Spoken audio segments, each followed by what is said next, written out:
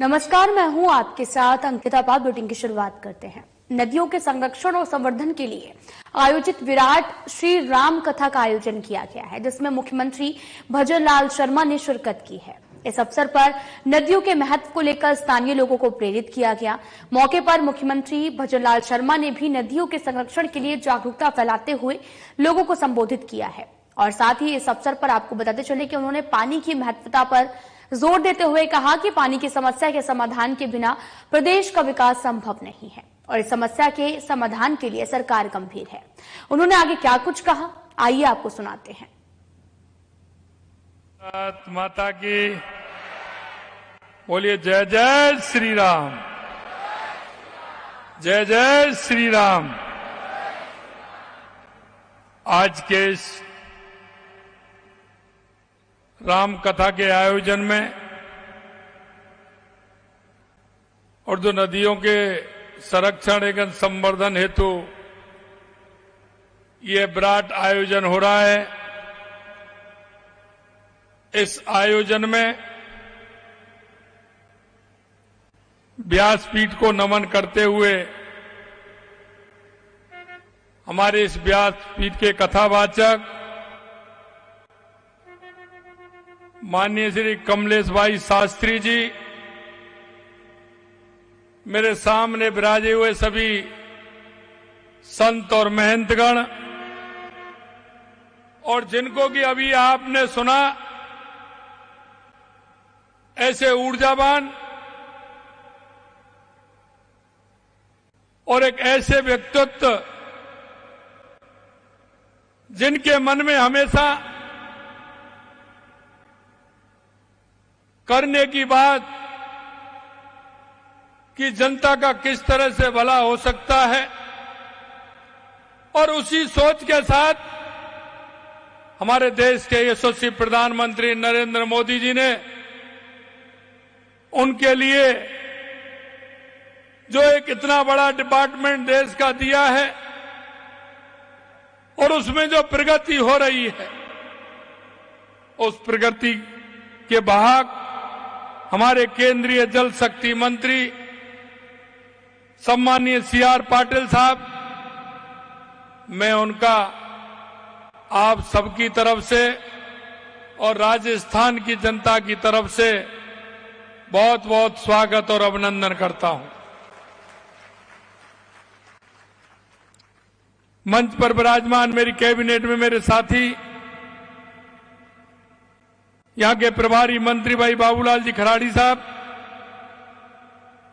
हमारे सागवाड़ा के विधायक भाई शंकरलाल जी ढेंचा जी, माननीय विधायक गढ़ी कैलाश मीणा जी, बल्लभ नगर के विधायक श्री उदयलाल डांगी जी, हमारी पार्टी के अध्यक्ष हरीश पाटीदार जी, पूर्व सांसद कनकमल कटारा जी, पूर्व कैबिनेट मंत्री महेंद्रजीत सिंह मालवीय साहब, पूर्व विधायक सागवाड़ा अनीता कटारा जी, जिला प्रमुख सूर्य आर्य जी, प्रधान सागवाड़ा ईश्वरलाल जी चरपोटा साहब, प्रधान गलियाकोट जयप्रकाश पारगी जी और इस जन भागीदारी में जिन्होंने बढ़कर के हिस्सा लिया, ऐसे भाई विवेक भट्ट जी और इस कार्यक्रम में आए सभी मेरे पूजा योग बुजुर्गों, नौजवान दोस्तों और इतनी बड़ी संख्या में आई मेरी माता बहनों, सबसे पहले तो मैं आप सभी को नमन करता हूं, आप सभी को प्रणाम करता हूं।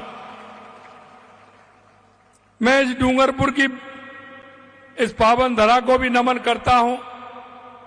यहां के पवित्र तीर्थ बेणेश्वर धाम जी, महावजी महाराज और क्षेत्रपाल हनुमान जी महाराज जी को भी मैं नमन करता हूं।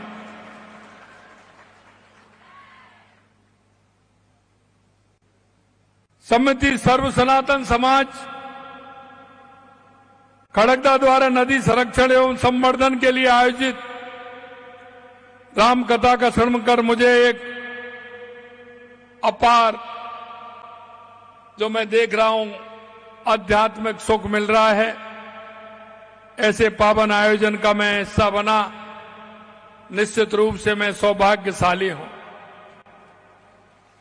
मैं आपको बताना चाहता हूं क्योंकि जब ईश्वर को काम कराना होता है तो किसी ना किसी को वो निमित्त बना करके भेजता है। और मैं कहना चाहता हूं, जो व्यासपीठ से हमारे महाराज कमलेश शास्त्री जी जो कह रहे थे, मैं उनकी बात को आगे बढ़ाता हूं। इस देश के लिए, देश के यशस्वी प्रधानमंत्री नरेंद्र मोदी जी को एक उस कार्य को करने के लिए, क्योंकि आपने देखा था 2014 से पहले हमारे देश की स्थिति क्या थी, और आज आप देख रहे हैं 2014 के बाद हमारे देश की स्थिति बदली है। चाहे वो कोई भी क्षेत्र, हमारी गरीब कल्याण की योजनाएं हो, हमारे विकास की योजनाएं हो, दुनिया में नक्सलवाद आतंकवाद का खात्मा हो, या दुनिया में बढ़ता हुआ भारत का गौरव हो, वो आप महसूस कर रहे होंगे। इसलिए मैं कहता हूं कि रामकथा की कितनी बड़ी महिमा है। इसे लेकर तुलसीदास जी ने भी लिखा है कि रामकथा शिवजी जी को नर्मदा जी के समान प्रिय है। यह सब सिद्धियों तथा सुख संपत्ति की राशि है। देवताओं को उत्पन्न और पालन पोषण करने वाली माता अदिति के समान रघुनाथ जी की भक्ति और प्रेम की परम सीमा सी है। और आप देख रहे हैं, लिखा हुआ है, पूछे ही रघुपत कथा प्रसंगा, सकल लोक जग पावन गंगा। इन महत्व के माध्यम से संत बिटप सरता गिर धरनी, परहित हेत सवन के करनी। पूरी चौपाई के अंदर ये वाक्य कि जो देश के यशस्वी प्रधानमंत्री नरेंद्र मोदी जी ने परहित के जो काम कर रहे हैं, और आज आपने देखा किसी के मन में ये बात नहीं आई। मैं धन्यवाद देना चाहता हूं CR पाटिल साहब को कि देश के यशस्वी प्रधानमंत्री नरेंद्र मोदी जी के नेतृत्व में जो उन्होंने ये अभियान लिया है, जन भागीदारी से जन संचय का कार्यक्रम जो हुआ है, मित्रों मैं कहना चाहता हूं, ये आप इसको अच्छी तरह से जानते हैं, मेरे राजस्थान वासी अच्छी तरह से जानते हैं राजस्थान के अंदर पानी की किस तरह की परेशानी थी। लेकिन मैं कहना चाहता हूं, हमारी सरकार को बने 1 साल से थोड़ा दिन पूरा समय हुआ है, लेकिन मैं कहना चाहता हूं, देश के यशस्वी प्रधानमंत्री नरेंद्र मोदी जी के नेतृत्व में आपने जो 1 साल के अंदर देखा है, क्योंकि हमने सोचा कि सबसे पहले अगर प्रदेश का विकास करना है तो उसके अंदर पानी की बहुत बड़ी आवश्यकता है, और पानी की भागीदारी होगी। पानी अगर हमारे पास होगा तो आगे का काम हम कर सकेंगे। और मैं आपको कहना चाहता हूं, और देश के यशस्वी प्रधानमंत्री नरेंद्र मोदी जी को राजस्थान की 8 करोड़ जनता की तरफ से मैं इस बात के लिए धन्यवाद देना चाहता हूं कि राजस्थान के अंदर उन्होंने जब कहा हमने, तो सबसे पहले पानी की समस्या की तरफ हमने हाथ आगे बढ़ाया, काम आगे बढ़ाया। और वो मैं इसलिए कहना चाहता हूं, हमारी सबसे बड़ी जो समस्याएं थी उनके समाधान की ओर हम बढ़े हैं।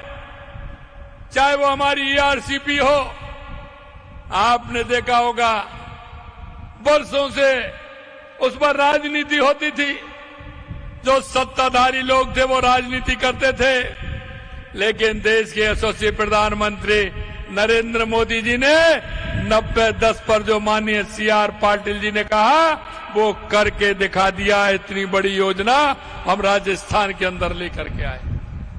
यही नहीं, राजस्थान के अंदर हमने हमारा शेखावाटी का इलाका जो यमुना समझौता, बार बार कांग्रेस के लोग कहते थे उसको भी हम लेकर के आए। यही नहीं, हमारी देवास योजना, जो उदयपुर की पहाड़ियां, डूंगरपुर बांसवाड़ा की पहाड़ियों से पानी जो अरब सागर की तरफ जाता था, वो काम में नहीं आता, वो देवास स्कीम के द्वारा टनल बना करके और एनीकट बना करके उसमें भी काम प्रारंभ हो गया। ये भी माननीय देश के यशस्वी प्रधानमंत्री नरेंद्र मोदी जी ने किया। हमने जो माई डैम योजना, हमारी माई डैम योजना, उसका भी काम हमने आगे बढ़ाते हुए हमारे बांसवाड़ा, हमारे डूंगरपुर के हमारे किसान भाइयों को पीने का पानी भी मिले, कृषि का पानी मिले, इसके लिए भी हमने योजना प्रारंभ किया। आपने देखा होगा जन भागीदारी से जन संचय, कितना बड़ा काम। मैं धन्यवाद देना चाहता हूं CR पाटिल जी को, कि देश के यशस्वी प्रधानमंत्री नरेंद्र मोदी जी के नेतृत्व में उन्होंने जो सूरत के अंदर यह कार्यक्रम किया, जिसमें मध्य प्रदेश के मुख्यमंत्री, बिहार के उप मुख्यमंत्री, मैं और गुजरात के हमारे मुख्यमंत्री और हमारे CR पाटिल साहब ने, और मैं कहना चाहता हूं राजस्थान के 40,000 गांव में जन संचय का काम हमारे पाटिल साहब ने प्रारंभ कराया है। यह बहुत बड़ा काम है। अगर ठीक प्रकार से हमारे ये काम पूरी तरह से हो, इसकी चिंता भी करते हैं। इसलिए मैं कहना चाहता हूं, यह श्री भगवान श्री राम ने देश के जन जन के आराध पिछले साल, क्योंकि ये आप देख रहे हैं,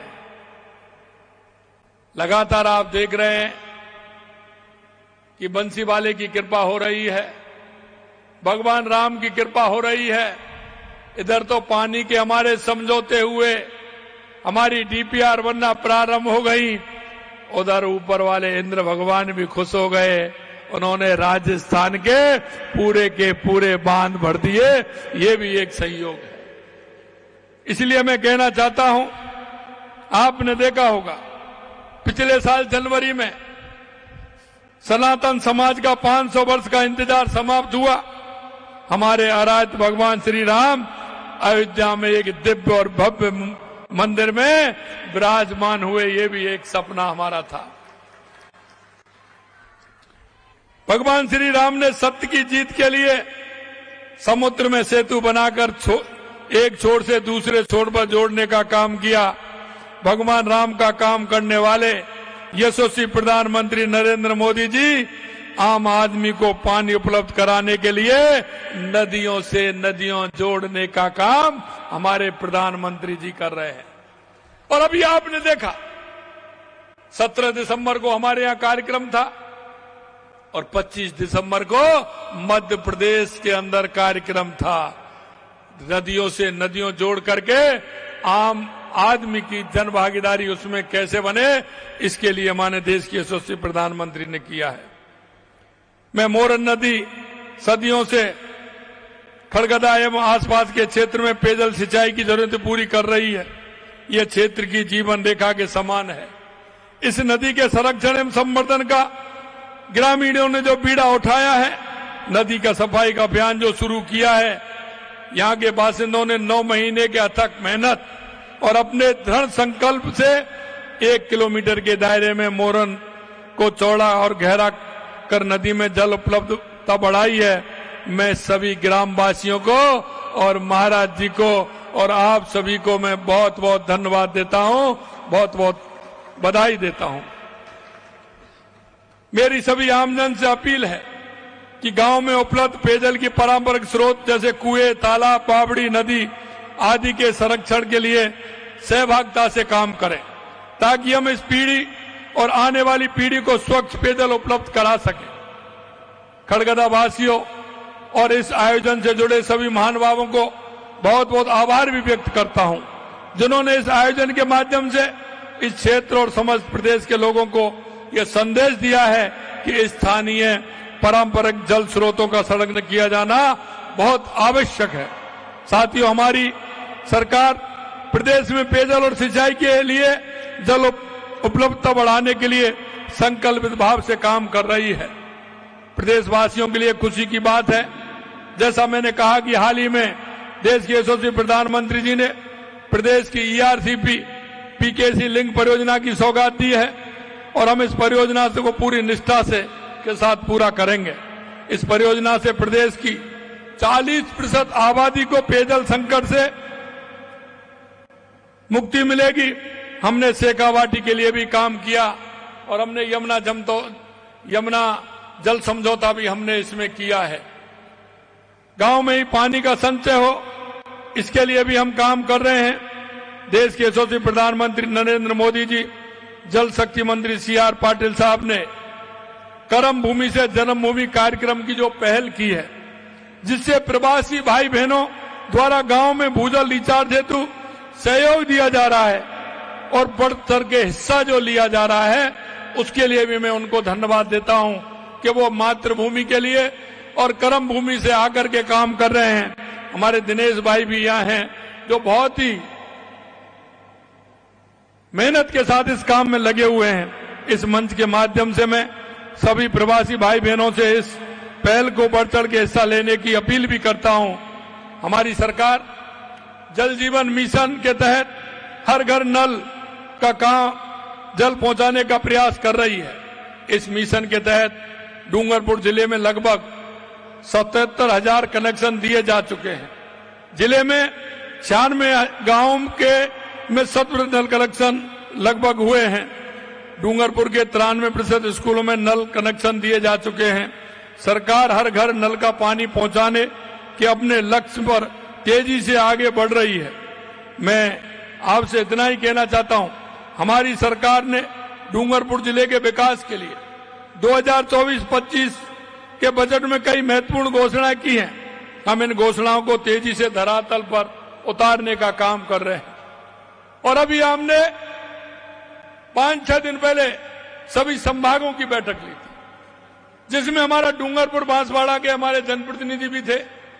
हमने कहा जो हमने घोषणा की है उसकी जमीन आवंटित हो जानी चाहिए और हमारा दूसरा बजट आए उससे पहले उसकी फाइनेंस स्वीकृति भी निकल लानी चाहिए। ये हमने सभी को निर्देश दिया है। इन महत्वपूर्ण घोषणाओं में सागबाड़ा जन स्वास्थ्य अभियांत्रिकी विभाग का खंड खोलने, पेयजल के लिए विधानसभा क्षेत्र में 2 वर्ष में कई ट्यूबवेल और हैंडपंप भी लगने वाले हैं और सोम कमला अंबा भीकाबाई सागबाड़ा फीडर परियोजना पर 125 करोड़ रुपए देकर 19,225 हेक्टेयर कमांड क्षेत्र में सिंचाई सुविधा उपलब्ध कराए जाने की भी स्वीकृति हमने प्रदान की है। डूंगरपुर में 44 करोड़ की लागत से शिल्पग्राम बनाया जाएगा। इससे स्थानीय कलाकार जैसे सोमपुरा मूर्तिकारों, बासठ बांस की लकड़ियों से कलाकृति बनाने वाले एवं परेवा पत्थरों से कलाकृति बनाने वाले कलाकार एवं अन्य प्रतिभाओं को जिला स्तर पर मंच एवं प्रोत्साहन प्राप्त होगा। साथ ही जिले में पर्यटन को बढ़ावा भी मिलेगा। हमारी सरकार ने अपने पहले ही वर्ष में राइजिंग राजस्थान में ग्लोबल इन्वेस्टमेंट समिट में आयोजित कर प्रदेश को अभूतपूर्व औद्योगिक विकास का मार्ग प्रशस्त किया है। मुझे आपको बताते हुए हर्ष है कि राजस्थान के अंदर लगभग 35 लाख करोड़ रुपए के निवेश के एमओयू हुए हैं और डूंगरपुर जिले में लगभग करीब 1500 करोड़ रुपए के निवेश एमओयू हुए हैं। इस निवेश से डूंगरपुर में लोगों के रोजगार के नए अवसर भी सृजित होंगे। हमारी सरकार ने युवाओं की आशा और आकांक्षाओं के अनुरूप राजस्थान लोक सेवा आयोग और राजस्थान कर्मचारी चयन बोर्ड परीक्षाओं का कैलेंडर भी जारी करवाया है और वो पूरी पारदर्शिता के साथ परीक्षाओं का आयोजन किया जा रहा है। आज आपने देखा हो, अभी तक हमने युवाओं को लगभग 47,000 नियुक्तियां देने का हमारी सरकार ने 1 वर्ष में काम किया है। आने वाले 12 जनवरी को हम लगभग 10-12 हजार और हम नियुक्ति देने वाले हैं। और आज का पेपर आपने पढ़ा होगा, जो हमारे युवा भाई हैं जो परीक्षा देना चाहते हैं वो असमंजस में रहते थे कि इसकी विज्ञप्ति कब निकलेगी। आज हमने पूरा कैलेंडर जारी किया है, 81,000 वैकेंसियों का कैलेंडर जारी किया है। मैं युवा भाई बहनों से कहना चाहता हूं, आप पढ़िए, मेहनत करिए और जौन सा पेपर आपको देना है उसकी डेट पूरी 1 साल की हमने आज ही पूरी तरह से निकाल दी है। आपकी मेहनत निश्चित रूप से रंग लाएगी, क्योंकि हम जानते हैं, हम उस गरीब की गरीबी को जानते हैं। हम किसान हो या हमारा मजदूर हो, गांव के उस भाई को जानते हैं जिसको आवश्यकता होती है। और इसीलिए मैं कहना चाहता हूं कि कांग्रेस के शासन में लगातार पेपर लीक होते थे। मित्रों, मैं कहना चाहता हूं 1 साल हो गए, पेपर भी खूब हुए हैं, लेकिन एक भी पेपर कोई आउट नहीं हुआ। यह मैं आपको विश्वास दिलाना चाहता हूं।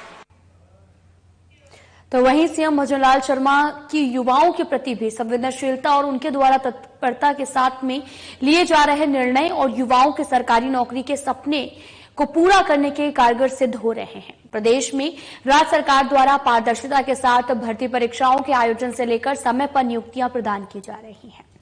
नववर्ष की शुरुआत से पहले ही लगभग 81,000 सरकारी नौकरियों के लिए साल 2025 में होने वाली परीक्षाओं का कैलेंडर भी जारी किया गया। साथ ही इसी महीने में लगभग 13,500 युवाओं को नियुक्ति पत्र भी दिए जाएंगे।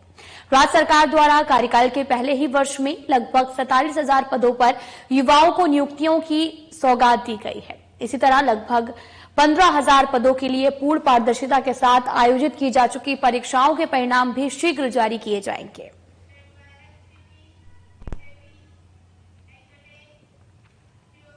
तो वहीं बीजेपी प्रवक्ता राखी राठौर ने भी कांग्रेस पर बड़ा पलटवार किया है। उन्होंने कांग्रेस पर निशाना साधते हुए कहा कि कांग्रेस ने ट्रांसफर उद्योग और पेपर चोरी से शिक्षा के मंदिर को नाथी का बाड़ा बनाया है। कांग्रेस के भ्रष्टाचार और कुशासन ने प्रदेश को गर्त में धकेला है। प्रदेश के बच्चों के भविष्य के साथ खिलवाड़ करने वाली कांग्रेस ने अपनी सरकार के दौरान अंग्रेजी शिक्षा के नाम पर सिर्फ बोर्ड लगाने का काम किया है और छात्रों और अभिभावकों के साथ छलावा किया है। उन्होंने आगे ये भी कहा कि कांग्रेस सरकार ने इन स्कूलों के लिए ना तो अंग्रेजी शिक्षकों की भर्ती की है और न ही इसके लिए बजट दिया है। सरकारी स्कूलों को अंग्रेजी माध्यम से में बदलकर कांग्रेस ने इन स्कूलों को बंद करने का षड्यंत्र किया। वहीं हमारी सरकार मुख्यमंत्री भजनलाल जी के नेतृत्व में शिक्षा के बुनियादी स्तर में सुधार लाने के लिए तत्पर होकर कार्य कर रही है। हमारी प्राथमिकता प्रदेश के बच्चों को सर्वोत्तम शिक्षा देना है और मंत्रिमंडलीय कमेटी स्कूलों को मजबूत बनाने पर काम करेगी।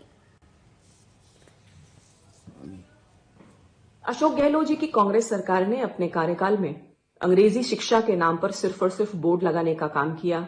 ना कोई अंग्रेजी शिक्षक की भर्ती की और ना ही इसके लिए कोई बजट का अलॉटमेंट किया गया। अपूर्ण तैयारी के साथ खोले गए इन स्कूलों में बच्चों को ना अंग्रेजी भाषा का ज्ञान सही तरीके से प्राप्त हो पा रहा है और ना ही हिंदी भाषा का। आज के कंपटीशन के जमाने में किस तरह से बच्चों के भविष्य को अंधकार में डालने का कांग्रेस पार्टी ने काम किया। पिछली अपने कार्यकाल में उन्होंने ट्रांसफर उद्योग के माध्यम से, पेपर लीक के माध्यम से लगातार शिक्षा के मंदिर को नाथी का बाड़ा बनाया। तत्कालीन शिक्षा मंत्री सिर्फ और सिर्फ अपने बच्चों और अपने रिश्तेदारों को नौकरियां लगाने में व्यस्त रहे और 5 साल में कांग्रेस पार्टी ने सिर्फ और वोटों और नोटों की राजनीति के माध्यम से बच्चों का, यहाँ के युवाओं का भविष्य अंधकार में डालने का काम किया। लेकिन हमारे प्रदेश में अब भजनलाल जी की सरकार है। इस डबल इंजन की सरकार में हम लोग आदरणीय मुख्यमंत्री श्री भजनलाल जी के नेतृत्व में बच्चों की शिक्षा के स्तर को कैसे बढ़ाया जा सकता है, कैसे बुनियादी स्तर को ऊपर किया जा सकता है, कैसे बच्चों को गुणवत्तापूर्ण शिक्षा दी जा सकती है, इसके लिए लगातार काम कर रहे हैं। प्रदेश के हर बच्चे को अपना बच्चा मानते हुए आदरणीय भजनलाल जी ने उनके सर्वोत्तम शिक्षा कैसे सुनिश्चित की जा सकती है, इसके लिए काम कर रहे हैं। मंत्रिमंडलीय कमेटी स्कूलों को मजबूत बनाने का काम करेगी, उनमें कैसे सुधार किया जा सकता है इसके लिए काम करेगी। और पिछले 1 साल में हमने देखा कि कैसे आदरणीय भजनलाल जी के नेतृत्व में हमारे प्रदेश में जल की उपलब्धता, रोजगार की उपलब्धता, बिजली के क्षेत्र में आत्मनिर्भरता, पेपर लीक पर लगाम, SIT गठित करना, इस तरह के काम करके कैसे हमारे प्रदेश के गरीब, हमारे किसान, युवा और महिलाओं के जीवन स्तर को सुधार किया जा सकता है, इसके लिए लगातार काम कर रहे हैं। लेकिन कांग्रेस पार्टी को ये विकास कार्य जो है वो पच नहीं रहे हैं और इसीलिए लगातार विरोध प्रदर्शन कर रहे हैं। कितना भी विरोध करें, लेकिन जिस दृढ़ संकल्प के साथ में मुख्यमंत्री जी ने जिम्मा उठाया है राजस्थान को विकसित राजस्थान बनाने का, वो लगातार काम करते रहेंगे और प्रदेश को एक विकसित प्रदेश के रूप में तब्दील करने के लिए लगातार काम करेंगे। जालोर जिले के रानीवाड़ा तहसील के डुगरी गांव में विलाड़ी पुरोहित परिवार की ओर से 7 दिवसीय श्रीमद् भागवत कथा का आगाज भव्य शोभा यात्रा के साथ पूर्ण धार्मिक विधि विधान के साथ हुआ है।